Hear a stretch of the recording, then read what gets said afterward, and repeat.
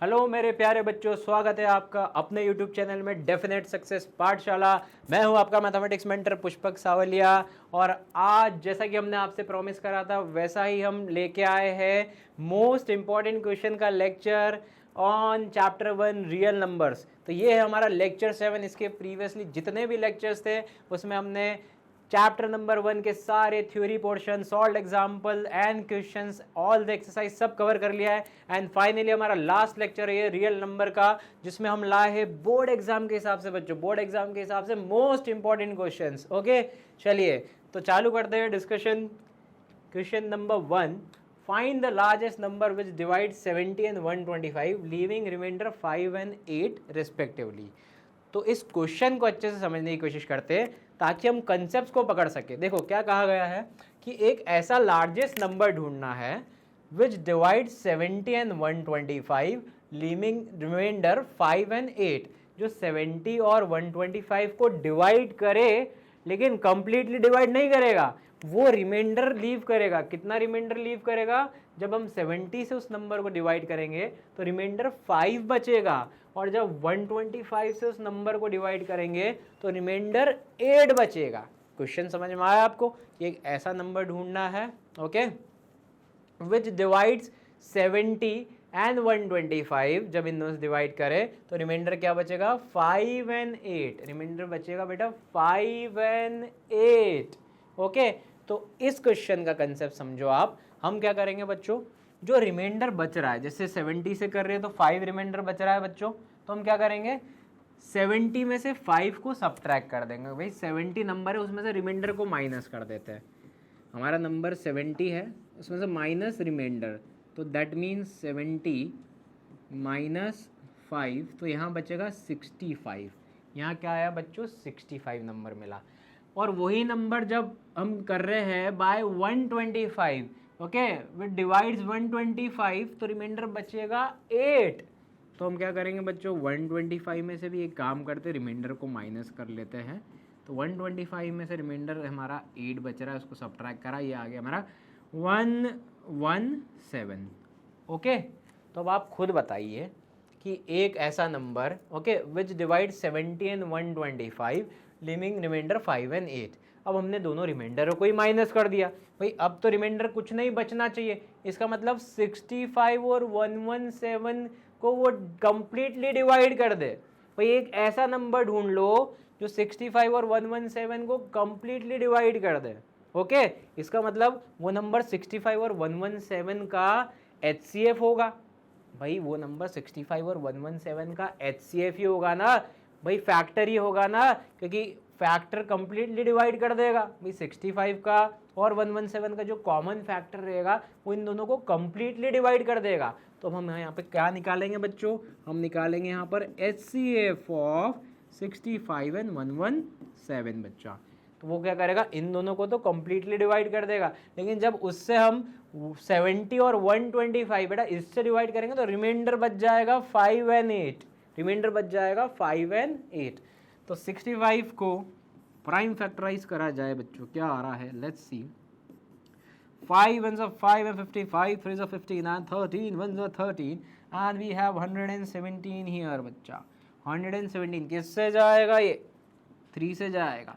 3 3s are 9, 27 3 9s are, 3 1s are 3 3s are and 13 1s are।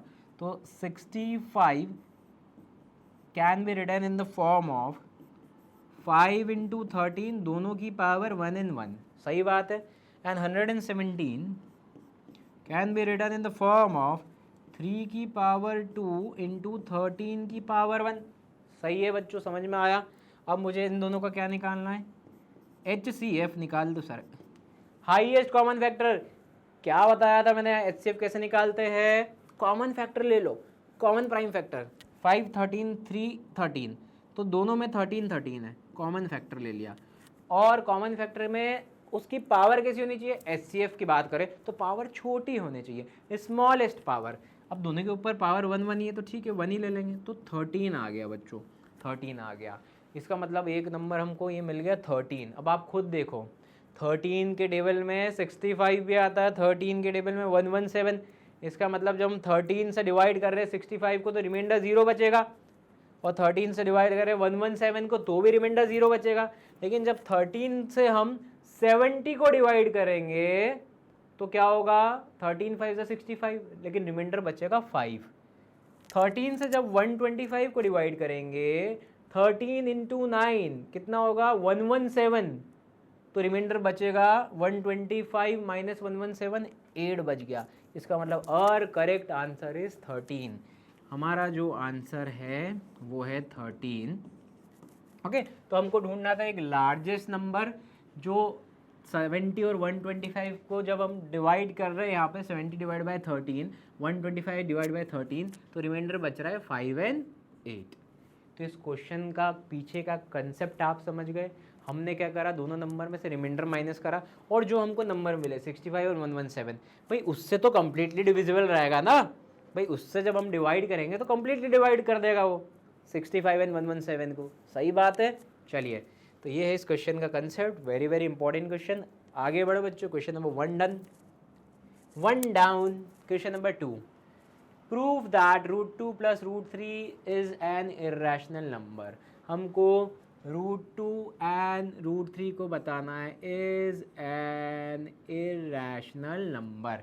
Irrational number बताना है, कैसे बताएंगे तो ध्यान से देखो भाई। स्टेप 1 सभी को पता है, सभी बच्चों को पता है, सभी बच्चों को रटा गई है कि सर पहले तो आप अज्यूम कर लेना कि उसको रैशनल नंबर है। यही है स्टेप 1 कि let us assume that it is rational number. Okay, तो स्टेप 1 डन करें। Step 1, let us assume that √2 plus √3 is an कौन सा number, rational number. Therefore, √2 plus √3 can be written in the form of P upon Q, where P and Q are co-prime integers। भाई ये तो रट गया, ये तो रामायण रट गई है। P and Q are co-prime integers and Q is not equals to 0। Q 0 के बराबर नहीं है। P एंड Q कैसे है, को प्राइम इंटीजर्स है। यहाँ तक की तो पॉइंट क्लियर हो गया। इसके बाद मैंने क्या सिखाया था, याद करो बच्चों, याद करो, कनेक्ट करो। क्या सिखाया था कि जो भी इर्रेशनल पार्ट होगा उसको एक तरफ रहने देंगे, बाकी हम क्या करेंगे, रैशनल पार्ट को दूसरी तरफ ले जाएंगे, और इर्रेशनल और रैशनल बराबर नहीं हो सकती, यही सिखाया था। ओके, अब यहाँ पे देखो, यहाँ पे तो √2 और √3 हमको पता है ना ये दोनों ही इर्रेशनल है। अरे √2 और √3 ये दोनों ही इर्रेशनल है, हाँ या ना, पता है ना हमको √2 एंड √3 इर्रेशनल है। तो यहाँ पे तो दो पार्ट है इर्रेशनल। एक काम करते हैं बच्चों, हम क्या करते हैं, इसको स्क्वायरिंग कर देते हैं। ओके, यहाँ पे हमको दो टर्म इर्रेशनल दिख रही है, हम एक काम करते हैं स्क्वायरिंग कर देते हैं, squaring both the sides, squaring both the sides। अरे भाई ज़रूरी नहीं है कि दो इर्रेशनल नंबर को यहाँ पे अगर हम ऐड कर रहे हैं तो हमें इर्रेशनल मिले। जैसे एग्जांपल के तौर पे हमने यहाँ पे ले लिया √2 और इसको ऐड कर दिया -√2 से, तो √2 और ऐड हो रहा है -√2, तो आंसर आ रहा है 0। तो ये भी इर्रेशनल है, ये भी इर्रेशनल है, दोनों इर्रेशनल नंबर को ऐड करा। ओके, लेकिन दोनों इर्रेशनल नंबर ऐड करने के बाद ये तो रैशनल आ गया भाई, 0 तो रैशनल है। तो हम ऐसे बोल नहीं सकते ना बच्चों, अभी हम ऐसा नहीं बोल सकते कि ये इर्रेशनल और इर्रेशनल है तो इर्रेशनल पार्ट दिख रहा है हमें। तो हम क्या कर रहे हैं, हम कोशिश कर रहे हैं कि एक इर्रेशनल नंबर मिल जाए हमको, एक सिंगल इर्रेशनल नंबर की टर्म। तो मैंने स्क्वायरिंग बोथ द साइड्स करा। Okay, squaring both the sides करा तो ये क्या हो जाएगा मेरा बच्चों, √2 प्लस √3 का whole square equals to p² upon q² हो गया। फर्दर इसको सॉल्व करेंगे बच्चों तो आप खुद देखो, ये a प्लस बी का होल स्क्वायर की identity a² plus b² plus 2ab कर दे, a² plus b² plus 2 into a into B सही है, देख लीजिए A square plus B square plus 2ab और इक्वल्स टू में क्या आ रहा है हमारा P square upon Q square. All right बच्चा, समझ में आ रहा है? आगे बढ़े तो अब ये क्या हो गया, √2 का स्क्वायर हो गया 2, √3 का स्क्वायर हो गया 3 plus 2 into √2 into √3 √6 equals to P square upon Q square. ये हो गया। अब यहाँ से एक ऑब्जेक्टिव हमारा अचीव हुआ। मुझे एक इर्रेशनल नंबर चाहिए था। अब आप देखिए इस पूरी इक्वेशन को देखिए, गौर से देखिए, ध्यान से देखिए इसको। इसमें एक इर्रेशनल नंबर दिख रहा है आपको √6 दिख रहा है आपको एक इर्रेशनल नंबर। तो मैं क्या करूँगा, मेरी प्रोसेस ये है कि जो इर्रेशनल पार्ट है उसको एक तरफ रहने दे, रैशनल को दूसरी तरफ शिफ्ट कर दे। ओके, तो हम क्या करेंगे, वही प्रोसेस को फॉलो करते हैं। यहाँ पे आप देखो 3 + 2 5, इस 5 को मैं शिफ्ट कर रहा हूँ RHS में, यहाँ 2√6 LHS में बचेगा और RHS में मेरा जो है P square by Q square है। 3 + 2 5, 5 पॉजिटिव है, RHS में आएगा तो -5 हो जाएगा। क्या हो जाएगा बेटा, -5। तो इसको फर्दर मैं सॉल्व करूँ, यहाँ पे अगर LCM ले हम, देखो 2√6 को तो अभी रहने दो बच्चों, क्यू स्क्वायर कुछ नहीं है नीचे तो 1 ले सकते हैं, क्यू स्क्वायर और 1 का LCM क्यू स्क्वायर, तो यहाँ क्या बचेगा पी स्क्वायर माइनस भाई 1 इंटू क्यू स्क्वायर इंटू 5।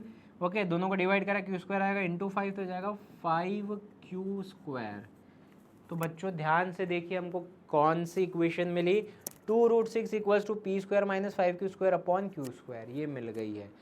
लेकिन हमारा ऑब्जेक्टिव तो ये रहता है कि इर्रेशनल को अलग ले जाओ।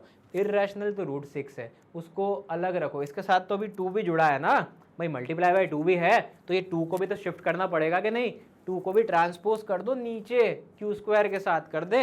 चलो, तो नेक्स्ट स्टेप में हम क्या करेंगे, सिर्फ इक्वेशन में LHS में √6 लिख रहा हूँ मैं। ओके, LHS में सिर्फ हम √6 लिखेंगे। RHS में अगर देखें P square minus 5 q square, ये तो न्यूमरेटर में हो गया। नीचे क्या मिल रहा है हमें डिनोमिनेटर में, ये 2 मल्टीप्लाई हो जाएगा क्यू स्क्वायर में, 2 का मल्टीप्लाई हो गया क्यू स्क्वायर में। सही है बच्चों, ये मिल गया। अब इसके बाद तो हमारा काम हो गया, एक तरफ इर्रेशनल दूसरी तरफ है रैशनल, लेकिन उसको भी हम यहाँ पे बताते हैं, यहाँ पे प्रॉपरली लिखते हैं। हम क्या लिखते हैं बच्चों, पी क्यू 5 और 2 कौन कौन से इंटीजर है, एस पी है, क्यू है, 5 है, 2 है। ओके, आर इंटीजर्स, भाई हमारे पास ये सारे इंटीजर्स है, तो therefore P square minus 5 q square upon 2 Q square will be rational number. ये क्या रहेगा, रैशनल नंबर हो जाएगा। सही बात है ना। अरे इंटीजर में से इंटीजर को माइनस करोगे इंटीजर मिलेगा, all integer are rational, rational में से रैशनल को डिवाइड करा, रैशनल ही मिलना है, तो इक्वल्स टू के RHS साइड में रैशनल ही मिलना है हमें। Okay, and we know that and √6 is irrational number.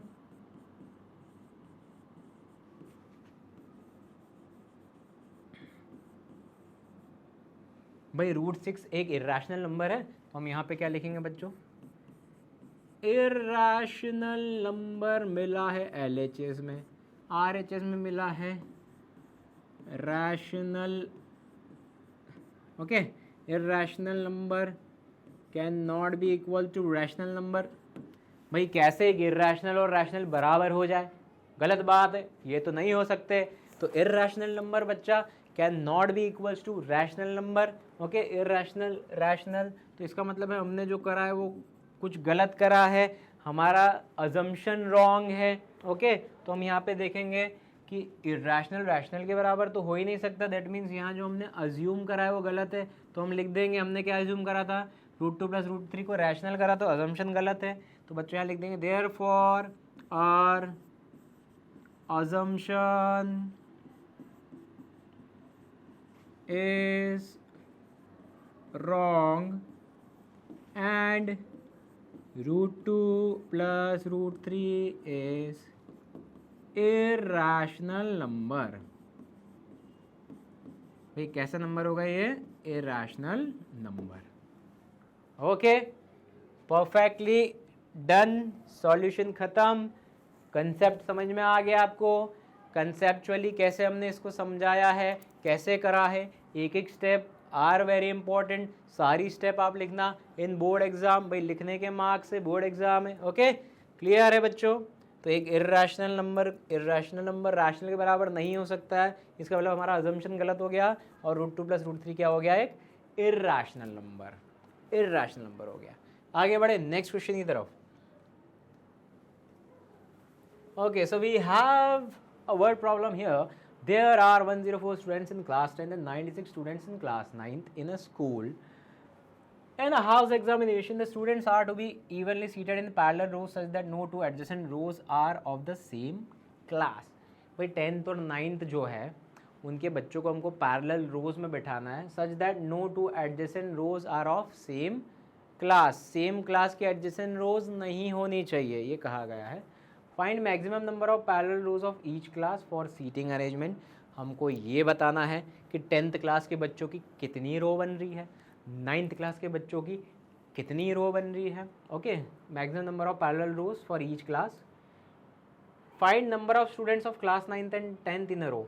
फिर एक रो में 9th के कितने बच्चे बैठ रहे, एक रो में 10th के कितने बच्चे बैठ रहे, ये भी बताना है हमको। ठीक है, क्वेश्चन क्लियर है? तो बच्चों हम इसको देखें अगर क्वेश्चन को, यहाँ पे हमसे कहा गया है 10वीं में इतने बच्चे हैं एंड 9वीं में इतने बच्चे हैं। ठीक है, तो 10th में भी है 104 बच्चास एंड 9th में भी है 96 बच्चास। और अब हम क्या करेंगे यहाँ पर, अगर आप खुद सोचो, अगर मुझे इन 104 और 96 को रोज़ या कॉलम्स में अरेंज करना है, तो जो रोज़ और कॉलम्स हैं वो बच्चों से तो कम ही रहेगी ना। अरे नंबर ऑफ़ रोज़ तो will be less than students ना। अरे अगर मेरे पास 100 बच्चा है, मेरे को कुछ भी एक पर्टिकुलर नंबर में उनके लिए अलग अलग बस में उनको बिठाना है, तो number of buses will be less ना।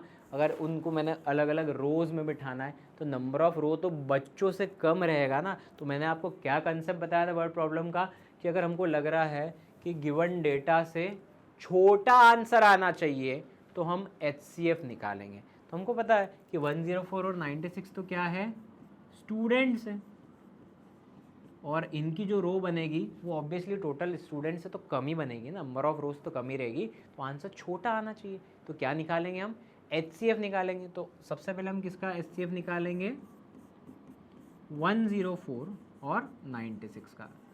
चलिए तो प्राइम फैक्टराइजेशन चालू हो जाए। 104 सबसे पहले प्राइम फैक्टराइज करें इसके। 2 5 10, 2 2 4, 2 2 4, 12 2 6 12, 2 1 2 3 13, 1 96 को भी कर दो। 2 4 8 16, 2 8 2 2 2 4 2 1 2 2 and 2 6 and 2 3 and 3 1। तो बच्चों ये हो गए फैक्टराइज। 104 को मैं कैसे लिख सकता हूँ, 2 की पावर 3 इंटू 13 की पावर 1। 96 को कैसे लिख सकते हैं, 2 2 2 2 2 2 की पावर 5 इंटू 3 की पावर 1। ये बात सभी को समझ में आ गई। भाई HCF निकालना है। HCF क्या कहता है, कॉमन फैक्टर ले लो सर, दोनों के जो कॉमन प्राइम फैक्टर है। तो दोनों के कॉमन प्राइम फैक्टर कौन है, 2 और 13, 2 और 3, तो दोनों के कॉमन प्राइम फैक्टर है 2। दोनों के पास 2 है, दोनों के पास 2 है, ले लिया। और HCF में पावर कैसी होनी चाहिए, छोटी होनी चाहिए, स्मॉलेस्ट पावर। तो 2 की छोटी पावर देखें तो एक जगह 3 है, एक जगह 5 है, तो छोटी तो 3 है। तो 2 की पावर 3 मतलब 8 आ गया बच्चों, हमारा आ गया 8। अब आप मेरे को ये बताइए, क्या 8 किसका आंसर हो सकता है, आप ये बताइए, सोच के बताइए 8 किसका आंसर हो सकता है। मैंने आपको एक कंसेप्ट और बताया था, ये दोनों नंबर ऑफ स्टूडेंट है, तो नंबर ऑफ स्टूडेंट का जब मैं HCF निकाल रहा हूँ तो मुझे ये जो 8 मिला ये भी क्या मिला, ये भी मिला स्टूडेंट।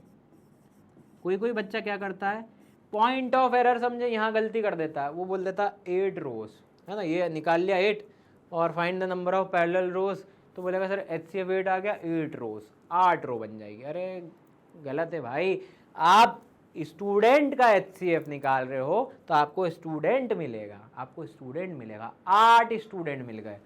अब ये 8 स्टूडेंट क्या शो कर रहा है, ये शो कर रहा है कि एक रो में number of student in a रो, एक रो में कितने बच्चे बैठ रहे, 8 बच्चे। एक रो में कितने बच्चे बैठ रहे बेटा, 8 बच्चे बैठ रहे हैं, 8 स्टूडेंट्स। तो ये क्या शो कर रहा है, 8 स्टूडेंट शो कर रहा है, number of student in a रो। तो यहाँ पे बोला है find the number of students of class 9th and 10th in a रो। तो पहला आंसर जो है ना बच्चों हमारा, ये आंसर हो गया 8 स्टूडेंट। मतलब बेसिकली ये पार्ट नंबर बी है, बी पार्ट का पहला आंसर आ गया हमारा 8 स्टूडेंट, 8 बच्चे बैठ रहे, बी पार्ट का आंसर है। अब ए पार्ट क्या कह रहा है, ए पार्ट हमसे कह रहा है find the maximum number of parallel rows of each class. तो देखते 10th की कितनी रो है। तो बच्चा 10th की अगर मैं रोज की बात करूं, अरे बच्चे कितने हैं, 104, 104, और एक रो में कितना बच्चा बैठ रहा है, 8 बच्चा। तो 104 को 8 से डिवाइड कर लो, ये आ जाएगा नंबर ऑफ रोज। भाई एक रो में 8 बच्चा और 104 बच्चा है, तो कितना आ गया, 8 1 जा 8, 24, 8 3 जा 24, 13 रोज। 10th क्लास की 13 रो लग रही है, 13 रो, 13 रोज। 9th क्लास की रोज देखे,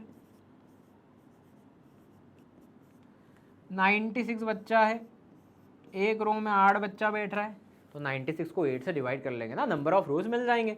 तो 96 को 8 से डिवाइड करा हमने, कितना आया, 8 1 जा 8, 16, 8 2 जा 12 रोज। तो 12 रोज और 13 rows, 13 rows of 10th class, 12 rows of 9th class. Find the maximum number of parallel rows of each class for seating arrangement. तो ईच क्लास की निकालना है, तो 10th की 13 रोज हो गई और 9th क्लास की बन गई 12 रोज। क्या क्लियर है आपको, पॉइंट ऑफ एरर समझे, बस बच्चा यहाँ गलती करता है, HCF निकाल के बोलता है तो 8 रो बन रही है, ये आंसर हो गया। अरे आंसर कैसे होगा, अरे HCF किसका निकाल रहे हो, स्टूडेंट का, तो HCF स्टूडेंट का निकाल रहे हो, यहाँ भी स्टूडेंट मिलेगा, 8 स्टूडेंट। तो ये 8 स्टूडेंट क्या शो करेगा, number of student in a रो, एक रो में 8 बच्चा, ये शो कर रहा है। फिर टोटल रो निकालना है, तो टोटल बच्चे में से जितने एक रो में बैठ रहे उसको डिवाइड कर दिया, 13 रो, टोटल बच्चे में से जितने एक रो में बैठ रहे उसको डिवाइड कर दिया, 12 रो, खत्म हो गया क्वेश्चन। तो क्वेश्चन का जो आंसर है हमारा, find the number of students class 9th and 10th in a row, 8 student, एक रो में 8 बच्चा बैठ रहा है। और यहाँ पे इंडिविजुअली निकालना है, तो 10th के लिए 13 रोज बन रही है, 9th के लिए 12 रोज। और अगर हमसे क्वेश्चन ये भी पूछ लेता कि टोटल कितनी रो है, तो हम बोलते 13 + 12, 25 रोज। ये पूछ रहा है ना कि भाई टोटल कितनी रोज बन रही है, 25 रोज बन रही है। ओके ऑलराइट बच्चा, क्वेश्चन नंबर 3 हमारा कंप्लीट हुआ। देख लीजिए आप, बहुत बढ़िया तरीके से हमने समझा कि वर्ड प्रॉब्लम को कैसे डील करा जाए। ओके, तो इनके पीछे में बीच बीच में मैंने जो कंसेप्ट बताया इसके पीछे के, वो आप कंसेप्ट ध्यान में रखिए कि जिनका HCF और LCM लिया जाएगा स्टूडेंट का, तो स्टूडेंट ही मिलेंगे, है ना। अगर ये क्वेश्चन ऐसा होता कि हमको बोल देते कि ABCD सेक्शन में इतने इतने बच्चे हैं, तो बताओ इनको अकोमोडेट करना है, बस में कितनी बस है, तो अगर वो बच्चों का मैं HCF लूँगा तो मुझे बच्चे ही मिलेंगे, तो मुझे कौन सा डेटा मिलेगा कि एक बस में मैं कितने बच्चों को बिठाऊँ, हो सकता है ये डेटा मुझे मिले। ठीक है बच्चों, तो ये कंसेप्ट को ध्यान रखना। फिर एक कंसेप्ट हमने ये सीखा कि अगर हमको लग रहा है कि आंसर गिवन नंबर से छोटा आना चाहिए तो हम HCF निकालेंगे, अगर आंसर गिवन नंबर से गिवन डेटा से बड़ा आना चाहिए तो हम क्या निकालेंगे, LCM निकालेंगे, LCM निकालेंगे। बड़े अगले क्वेश्चन की तरफ। Next question, Ravi has vessels containing 720 and 405 ml respectively. Milk from these containers poured into glasses of equal capacity to their brim. Find the minimum number of glass. क्या निकालना है यहाँ पे, मिनिमम नंबर ऑफ ग्लास बोला है, minimum number of glass बोला है बच्चों, लेकिन ये क्या दिया है डेटा में, 720 ml एंड 405 ml, ये तो क्वांटिटी ऑफ मिल्क दिया है। अब मेरे को आप बताइए कि गिवन डेटा से आंसर तो छोटा ही होगा भाई, क्वांटिटी ऑफ मिल्क दिया और ग्लास पूछा गया है तो आंसर तो छोटा ही होगा, नंबर ऑफ ग्लासेस तो कम रहेंगे ना। ये ऐसा थोड़ी कि 1000 ml मिल गया 1000 ग्लास लगा दे, आंसर तो छोटा ही आएगा ना आपका। तो छोटा आएगा तो सबसे पहले हम क्या निकालेंगे, HCF 720 और 405 का निकालें।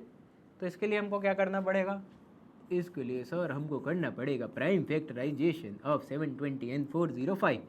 तो करें, 2 3 ज़ा 6 12, 2 6 ज़ा 12, 2 1 ज़ा 2, 2 8 ज़ा 2, 9 ज़ा 18, 2 4 5 45। ओके, अब ये जाएगा बच्चों 3 से, 3 1 ज़ा 3 5 ज़ा एंड 3 5 ज़ा एंड 5 1 ज़ा, 405 को भी ले लेते। तो इसको करते बेटा 3 से, देखे 3 1 ज़ा एंड 10, 3 3 ज़ा 9, 15, 3 5 ज़ा 15, 3 4 ज़ा 12 एंड 1 15, 3 5 ज़ा, 3 1 ज़ा 3, 3 5 ज़ा 3 5 ज़ा 15 एंड 5 1 ज़ा 5। तो बच्चों ये हो गया है प्राइम फैक्टराइजेशन ऑफ 720 एंड 405। तो 720 को हम कैसे लिख सकते हैं, यहाँ पे 720 को 1 2 3 4, 2 की पावर 4, 1 2 3 की पावर 2 एंड 5 की पावर 1। तो 720 can be written in the form of 2 की पावर 4 इंटू 3 की पावर 2 इंटू 5 की power 1। 405 can be written in the form of 3 की power 1 2 3 4, 3 की पावर 4 इंटू 5 की पावर 1। ये तो बच्चों आपको क्लियर हो गया है ना। दोनों का अब HCF क्या होगा, HCF कैसे निकालते, common factor, common prime factor क्या है, ये दोनों में देखा जाए तो 2 3 5 3 5, 3 और 5 दोनों में है भाई। कॉमन प्राइम फैक्टर लेना है, 3 5 इसमें भी 3 5 इसमें भी है। कॉमन प्राइम वेक्टर बाद HCF में पावर छोटी होनी चाहिए, लीस्ट पावर। तो 3 की छोटी पावर कौन है, पावर 2 है, पावर 4 है, पावर 2 ले लो। 5 की छोटी पावर, दोनों के पास 1 1 है, तो HCF कितना आया, 3 2 3 9 5 45। अब बच्चों ये 45 क्या शो कर रहा है, सबसे पहला सवाल 45 क्या शो कर रहा है। HCF किसका लिया था, ml का लिया था ना, तो ये भी क्या आएगा, ml में आएगा, ये भी आएगा ml। इसका मतलब है ये 45 ग्लास नहीं है ना, बच्चा आंसर दे दो HCF 45 और 45 ग्लास, कदम क्वेश्चन। अरे गलत कर रहे हो भाई, ये ml है, 45 ml आएगा। तो अब ये 45 ml क्या शो कर रहा है, ये शो कर रहा है कि एक गिलास में कितना मिल्क आ रहा है, एक गिलास में मिल्क आ रहा है 45 ml एक गिलास में। अब हमको ढूंढना है नंबर ऑफ ग्लासेस, तो ठीक है, find the minimum number of glasses that can be filled. तो पहले देख लेते टोटल मिल्क कितना है, या इंडिविजुअली भी निकाल लेते। चलो 720 ml है हमारे पास, तो मैं अगर नंबर ऑफ ग्लास निकालूं तो 720 डिवाइडेड बाय एक गिलास में 45 ml आ रहा है भाई। 720 ml है और एक गिलास में आ रहा है 45 ml। ओके बच्चों, तो मैं 720 को 45 से डिवाइड यहाँ पे करूँगा। अब इसको बेटा देखते कैंसिल करके, 720 है 45 है भाई, किससे कैंसिल करें, 3 से कर लेते हैं। चलो ओके, तो वी हैव यहाँ पे 3 2 ज़ा 6 एंड 12, 3 4 ज़ा 12, 240, 3 1 ज़ा 3 एंड 15, 3 5 ज़ा 15, 240 एंड 15 वापस से 3 से जाएगा। ओके, 3 8 ज़ा 24 एंड 0 3 5 ज़ा 15, 80/5 आ गया। तो बच्चों ये कितना आ जाएगा, 80/5 अगर मैं करूँ 5 से कैंसिल करें, 5 1 ज़ा 5 एंड 30, ओके 5 6 ज़ा 30, तो 16 ग्लास आ गए यहाँ पे। लेकिन 16 ग्लास किसके लिए आए, 720 ml के लिए आए भाई। 720 ml के लिए हमारे पास तो 405 ml भी है ना, तो इसको भी करो, 405 ml को भी करो। इसके लिए कितने ग्लास आ रहे हैं, 405 को डिवाइड करो 45 से, कितना आ जाएगा बच्चों। ओके, तो मैं डायरेक्ट यहाँ पे कर सकता, देखो 45 को मल्टीप्लाई 10 में करेंगे तो 450 आएगा, तो ये 9 टाइम्स जाएगा डायरेक्ट। ओके, आप लोग कर सकते हो छोटे छोटे नंबर से भी। तो 9 ग्लास आ रहे हैं यहाँ से हमारे पास, डिवाइड करेंगे 9 ग्लास। तो हमसे क्या पूछा गया है, minimum number of glasses that can be filled. तो टोटल ग्लास कितने हो गए, 16 प्लस 9, टोटल ग्लास 16 प्लस 9, तो हमारा फाइनल आंसर आ जाएगा बच्चों ये 25 ग्लास, और हमारा क्वेश्चन खत्म हुआ। टोटल 25 ग्लासेस लग रहे हैं हमको, 25 ग्लासेस। ओके, तो वर्ड प्रॉब्लम में एक स्टेटमेंट भी लिख सकते हो फाइनली कि 720 ml और 405 ml ऑफ मिल्क है ना, ये वेसल में है, अगर इनको हमको ग्लास में करना है, ओके, सो ग्लास में भी कैसा करना है, poured into glasses in equal capacity, okay, to the brim. Therefore, the minimum number of glasses required to fill this much quantity of milk is 25 glasses. 25 glasses लग रहे हैं हमको, 25 ग्लास लग रहे हैं। ओके बच्चा, आई होप आपको ये समझ में आया होगा। ओके, क्लियर है। और क्वेश्चन में अगर हमसे ये पूछ लेता बताओ एक गिलास में कितना मिल्क है, तो उसका आंसर क्या होता है, एक गिलास में 45 ml मिल्क आ रहा है, एक गिलास में 45 ml मिल्क आ रहा है। बड़े आगे क्वेश्चन नंबर 5 है बच्चा, ये हमारा आज के लेक्चर का लास्ट क्वेश्चन है, question number 5। 3 alarm clocks ring at the interval of 4, 12 and 20 minutes respectively. 3 alarm clock है, एक 4-4 मिनट के बाद बज रही है, एक 12 मिनट्स 12-12 मिनट के बाद, एक 20-20 मिनट्स के बाद बज रही है। If they ring together at 2 PM, तीनों एक साथ कब बजी, 2 बजे तीनों एक साथ बजी, तीनों अलार्म क्लॉक एक साथ रिंग हुई एट 2 o'clock, है ना, 2 PM। Then at what time will they ring together, वापस से वो कब एक साथ बजेगी भाई, 2 PM पे तो एक साथ तीनों बजी, तीनों रिंग हुई। अब क्वेश्चन पूछ रहा है कि वापस से 2 PM के बाद वो तीनों एक साथ कब रिंग होगी, ये क्वेश्चन पूछ रहा है। तो अब हमको ये पता है कि आंसर 4, 12 और 20 जो मिनट्स है, इनसे तो बड़ा ही आना है भाई, इनसे तो बड़ा ही आना है ना, क्योंकि हमको ये पता करना है कि ये तीनों एक साथ कितने मिनट बाद बजेगी। तो definitely answer will be more than 4, 12 and 20। तो क्या अप्रोच रहेगी, LCM निकाला जाएगा, बड़ा आंसर लाना है तो LCM। तो हमारा अप्रोच क्या है बच्चा, हम निकालेंगे LCM ऑफ 4, 12 एंड 20। ओके, तो लेट्स फैक्टराइज। तो बच्चों 4 का हमको पता है, कर लिया, इजी है। 12, 2 6 2 3 3 1 and then we have 20, 2 10 2 5 5 1। Finally we have here 4 2 की पावर 2, 12 की अगर बात करें तो 12 में अगर बात करें 2 की पावर 2 इंटू 3 की पावर 1, और बच्चा 20 की बात करी जाए तो वी हैव 2 की पावर 2 इंटू 5 की पावर 1। अब हमको क्या लेना है, LCM लेना है। LCM में क्या लेते हैं, LCM क्या सिखाया था, LCM सिखाया था ऑल द फैक्टर, सारे प्राइम फैक्टर ले लो। तो कितने प्राइम फैक्टर है यहाँ पे, देखें हम, यहाँ पे है 2 है, 3 है और 5 है, तो 2 भी ले लो, 3 भी ले लो, 5 भी ले लो, सभी आने दो। ऑल द फैक्टर, पावर कैसी होनी चाहिए LCM में, हाईएस्ट की लोएस्ट, हाईएस्ट पावर। LCM में हमने सिखाया था हाईएस्ट पावर। 2 की हाईएस्ट पावर कितनी है, 2 2 2, तीनों के पास 2 है। 3 की हाईएस्ट पावर 1 है, 5 की हाईएस्ट पावर 1 है, तो LCM कितना आया है, 4 इंटू 3 इंटू 5, कितना हो गया बच्चों ये, 4 3 12, 12 5 60। अब हमने LCM किसका लिया है, मिनट्स का लिया है, तो ये भी क्या आया है, 60 मिनट्स। तो इसका मतलब हमको ये समझ में आया कि ये 3 अलार्म क्लॉक जो 4 मिनट्स के बाद बज रही है, जो 12 मिनट्स के बाद बज रही है, जो 20 मिनट्स के बाद रिंग हो रही है, ये तीनों एक साथ कितने मिनट बाद बजेगी, 60 मिनट्स बाद।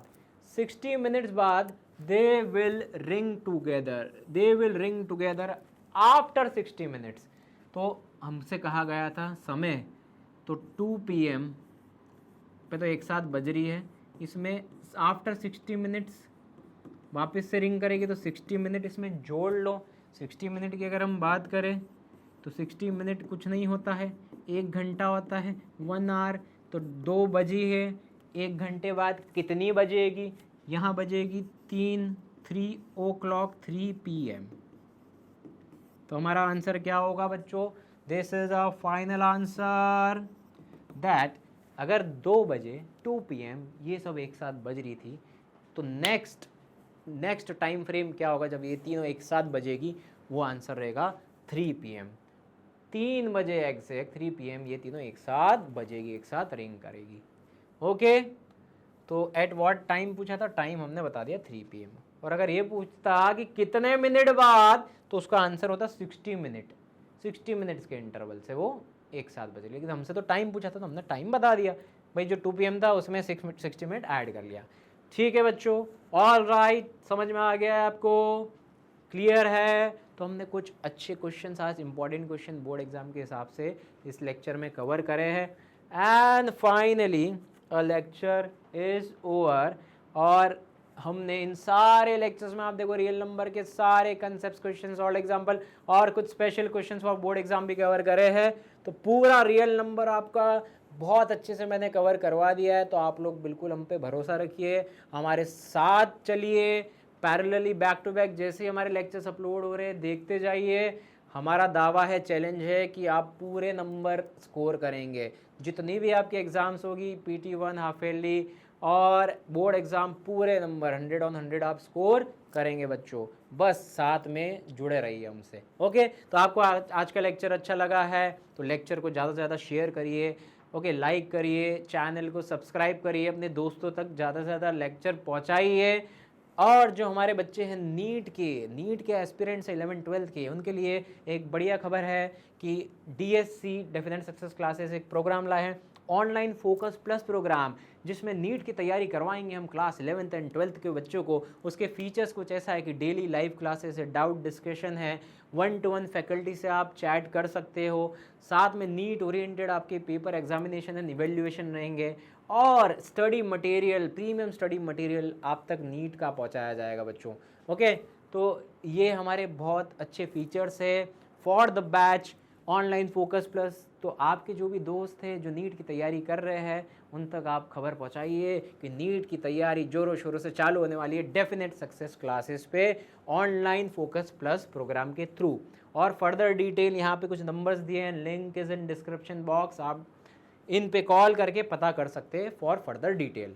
ओके बच्चों, ऑल राइट, तो we are finishing chapter 1 real numbers. और फटाफट हम ये कोशिश करेंगे कि आपके लिए चैप्टर 2 का लेक्चर जल्दी से जल्दी लेके आए। ओके, बने रहिए हमारे साथ हमारे चैनल पे। Good bye, have a nice day and thank you for watching this lecture. Good bye.